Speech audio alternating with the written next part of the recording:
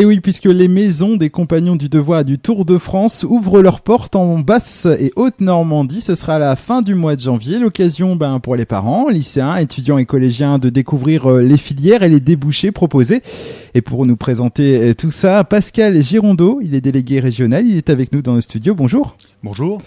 Alors on va commencer par un petit rappel historique et une présentation des Compagnons du Devoir et du Tour de France.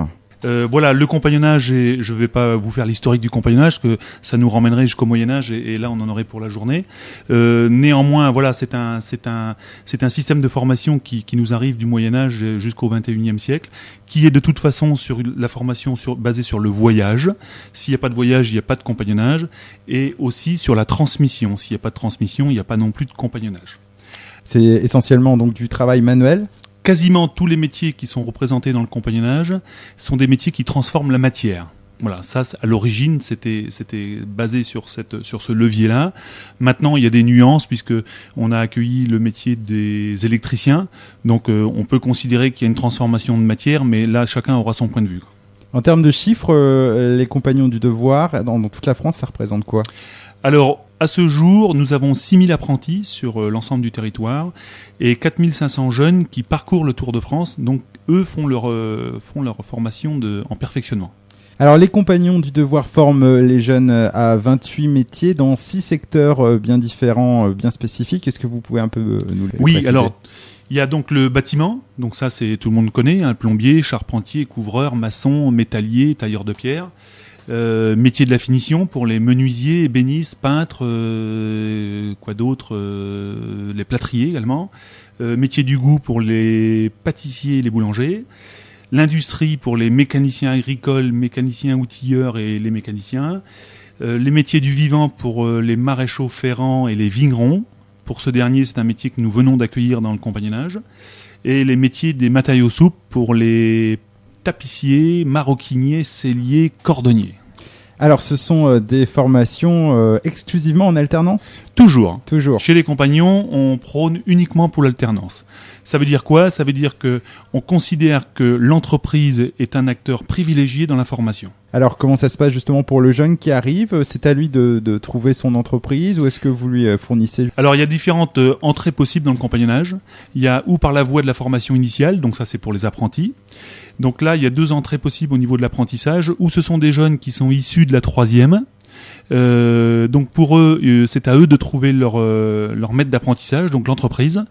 Ils vont 5 semaines en entreprise et 2 semaines au centre des Compagnons. Ensuite, il y a une seconde entrée, ce sont pour les jeunes qui ont déjà un bac général. Pour eux, le parcours sera un petit peu plus court pour l'apprentissage, puisqu'il sera que sur une année. Ils seront dispensés de l'enseignement général, puisqu'ils ont déjà le niveau de l'enseignement général, donc toute la formation sera basée sur la technique. Une autre spécificité de vos formations, c'est qu'elles sont basées sur la mobilité. Oui. Il n'y a pas de compagnonnage s'il n'y a pas de mobilité, de la même manière qu'il n'y a pas de compagnonnage s'il n'y a pas de transmission. D'ailleurs, c'est à ce titre, au niveau de la transmission, qu'on a été reconnu par l'UNESCO et inscrit au patrimoine culturel et immatériel en 2010. Alors comment se traduit cette mobilité ? Alors cette mobilité, elle se traduit à l'issue de l'apprentissage. Une fois que le jeune a eu son CAP, c'est à partir de ce moment-là où il part sur le Tour de France. Il est affecté dans une ville. On a 85 points de passage en France. Il est affecté dans une ville de son choix. Quand il arrive dans cette ville, ce sont les Compagnons qui lui trouvent le travail. Voilà, il reste dans la ville pendant 1 an. Pour certains métiers, d'autres métiers changent de ville tous les 2 ans. Eh bien, on va parler un peu des journées portes ouvertes, donc qui sont organisées à la fin du mois de janvier, qui se déroulent dans différentes villes de Basse-Normandie. Donc, si vous voulez un peu nous les présenter. Alors, les journées portes ouvertes, traditionnellement, bien sûr, elles se déroulent chaque année. Il y a 2 jours qui sont organisés sur Rouen et 2 jours sur Caen. Et depuis que j'ai été affecté à mon poste de délégué régional, j'ai souhaité à ce qu'on aille à la rencontre des jeunes d'une manière beaucoup plus générale. Ça veut dire quoi ? Ça se traduit par le fait qu'on va faire une journée porte ouverte au Havre, au foyer de jeunes travailleurs, boulevard de Strasbourg. La journée à Mont-Saint-Aignan, c'est dans la banlieue de Rouen, ça c'est comme chaque année. À Caen, comme chaque année également. Et à Cherbourg, ça c'est aussi quelque chose de nouveau. On va le faire au foyer des jeunes travailleurs. Je crois c'est boulevard du Maréchal Leclerc. Donc, quelles sont les dates? Je crois que pour Cherbourg, c'est un peu plus tard que les autres. Oui, alors on a mis Cherbourg le 1er février. Sur une seule journée, il n'y avait pas besoin de le faire sur plus, parce que voilà, c'est une ville qui est moins conséquente que Caen ou que Rouen. Et puis en même temps, on voulait pas on voulait pas inscrire toutes les journées portes ouvertes aux mêmes dates pour tous les lieux, quoi.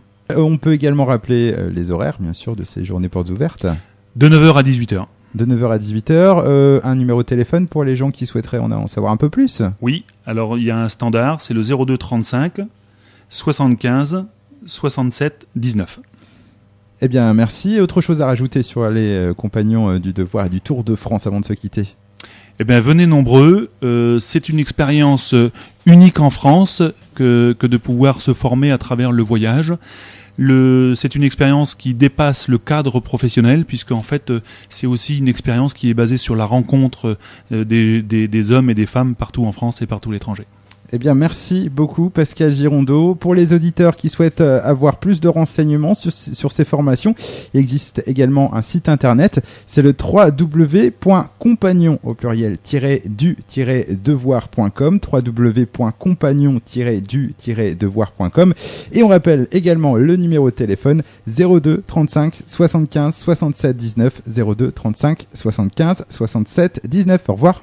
Merci, bonne journée.